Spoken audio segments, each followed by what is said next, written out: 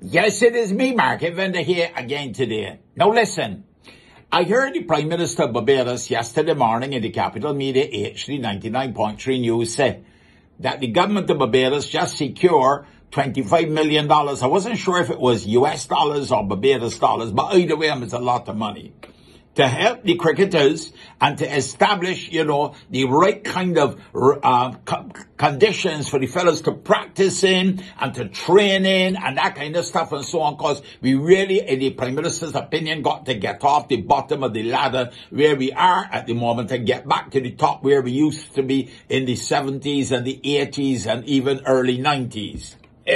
Well, I hope that will help, because up to now, the fellas getting some big bucks. You know, the funny thing about we fellas though, is that while they're not performing for the West Indies, they're going to the various leagues and they are in demand because, they're performing out there. Just earn some real big money, and we're glad for the boys because, in the old time days, fellas used to play for country and for pride and thing, play for the West Indies, but you can't carry that to the bank, can you? Huh?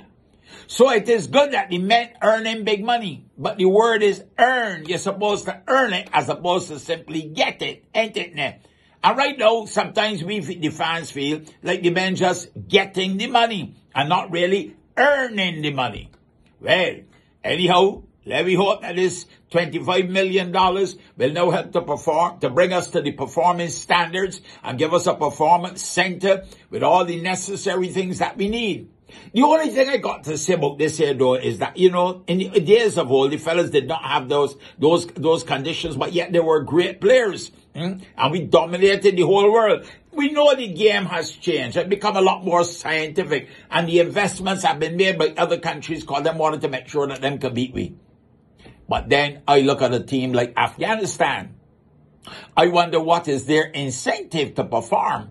Because in them taking down some big players, let me tell you, them and the Netherlands winning some matches too. So what performance centers them got? Maybe the Taliban might tell them, I don't want to perform or don't come back, skipper. I don't know. But how could a team like Afghanistan, not exactly known, for any, they're known for some missiles, but the kind of missiles they're known for are not the ones that we have on a cricket pitch.